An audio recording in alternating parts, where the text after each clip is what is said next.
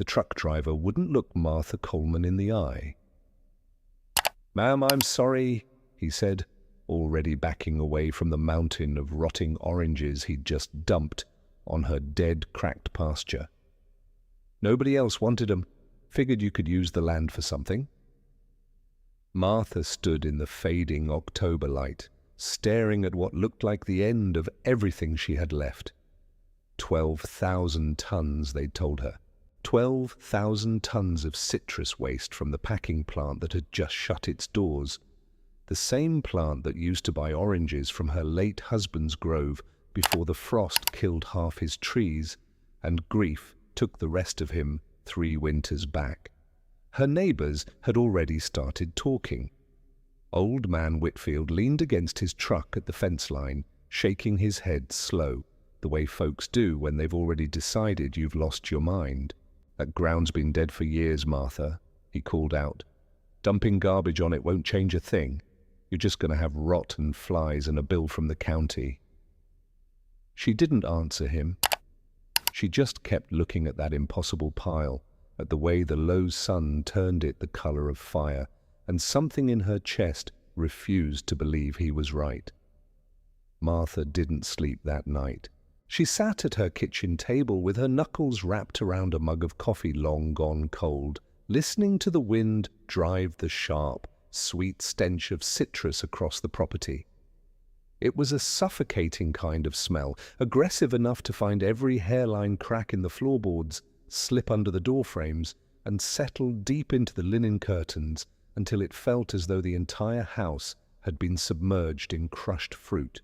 She tried to tell herself it was just waste, nothing more than a temporary nuisance that would dry up and disappear. But some stubborn part of her kept pulling her eyes back toward the window, looking out into the dark where that massive, rotting mountain sat waiting in the field. By sunrise, the flies had already claimed it. Thick, buzzing clouds hovered over the fermenting mound, and the heat only made the odor sourer, driving it all the way down the long drive to the mailbox. The mail carrier wouldn't even walk up the path that afternoon. He simply wrinkled his nose, slid her letters over the post, and sped off. Martha stood in her doorway, practically gripping the phone in her mind.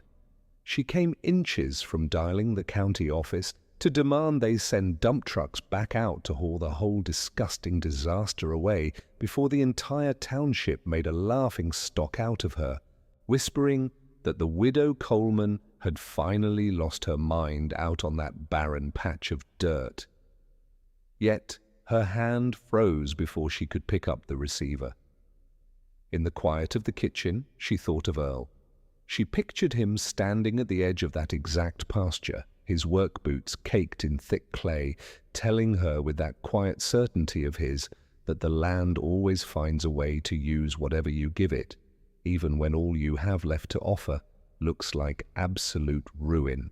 He'd said it during the drought that nearly broke them, said it when the late frost wiped out half the grove, and in his own subtle way, he'd meant it about grief, too. Instead of calling for help, Martha put on her heavy leather boots, grabbed an old steel rake from the shed, and marched straight into the reeking pile. She began dragging the pulp and peel across the driest, most hopeless corner of the property, spreading it inch by inch over the cracked, lifeless ground, where nothing had managed to grow since before Earl died. Whitfield came by twice during that first week, doing little more than leaning against her fence line and shaking his head. He told her she was burning through what little strength she had left, pointing out that the ground had been dead for years and that a bunch of rotting fruit wasn't going to bring it back. Martha didn't bother arguing with him. She just kept her head down and kept dragging the rake, mostly because the brutal physical labor gave her hands something to do besides shake, and partly because she needed to prove that neither she nor the land was ready to be buried just yet. The days melted into a monotonous blur after that, but Martha found herself locked into a rhythm she hadn't felt in years.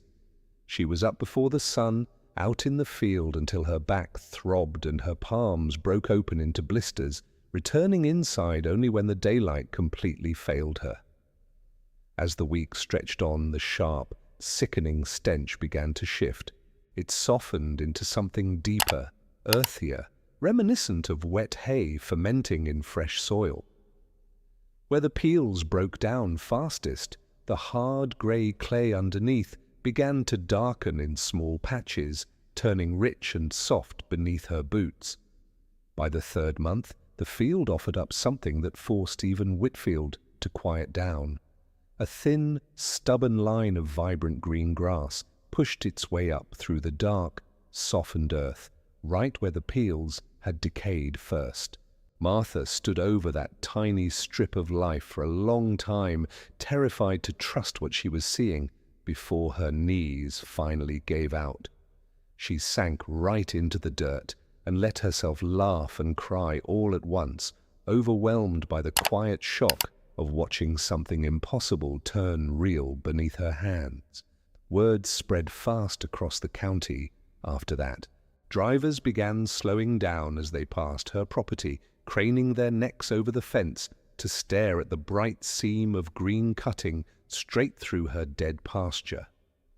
Some called it a miracle, talking about it over coffee at the local diner as if it were a sign from above, while others dismissed it as plain luck that wouldn't survive the coming winter. Martha didn't care much for either opinion.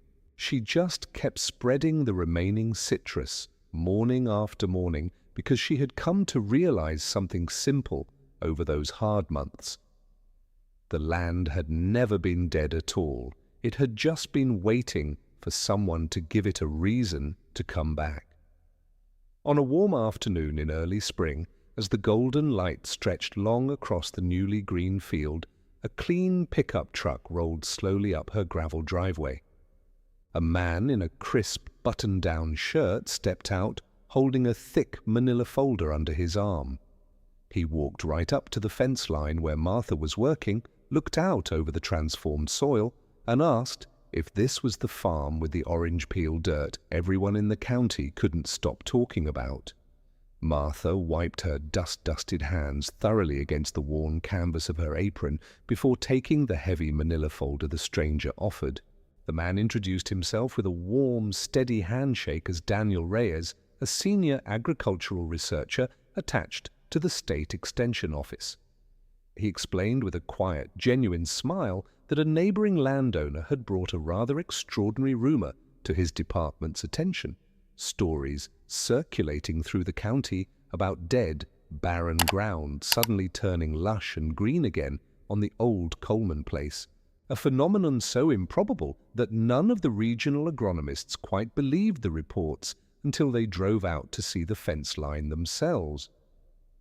Daniel paused, looking toward the far pasture, and asked if she would mind if he walked the ground with her, took a few core soil samples, and perhaps returned with a small team of soil scientists the following week. Martha hesitated, her fingers nervously pleating the hem of her apron.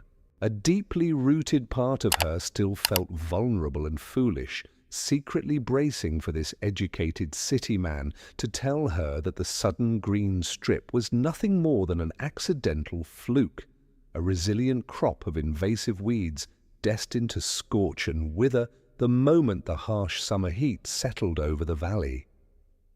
Despite her quiet anxiety, she unlatched the rusty gate and led him out onto the land anyway. They walked past the fence line where Whitfield still liked to lean on hot afternoons, shaking his head in silent judgment, and made their way directly toward that striking band of vibrant green slicing, straight through what had been grey, hard-baked clay for nearly a decade. Daniel dropped to his knees right there in the dirt, sinking into the soft earth in the exact same manner Martha had months earlier. He reached out and pushed his bare fingers deep into the soil. For several long minutes he didn't say a word. He just kept digging, scooping up handfuls of dark, crumbling, moisture-rich earth that bore absolutely no resemblance to the cracked, desolate dust that had choked this corner of the property since long before Earl passed away. He brought a handful of the dark dirt close to his face, breathing in the rich, earthy scent. "This isn't just grass recovering, Mrs. Coleman," he finally said, looking up at her with genuine awe in his eyes. "This is active living topsoil, real topsoil. You built this out of raw clay and waste." Word of the research team's arrival spread across the township even faster than the news of the grass had weeks before. White state vehicles and pickup trucks began coming and going along her quiet gravel driveway at all hours. Soil core samples were packed into sterile containers and shipped off to university laboratories 2 counties over, and for the first time since Earl's funeral, Martha found herself constantly answering the kitchen phone instead of letting it ring into the empty house. The official lab results returned later that summer, revealing data that stunned the Regional Agricultural Board. The massive application of citrus pulp and peels hadn't merely provided a temporary burst of surface nitrogen. The intense acidity had broken down the impermeable compacted clay, while the organic matter had completely rebuilt the soil structure from the roots up.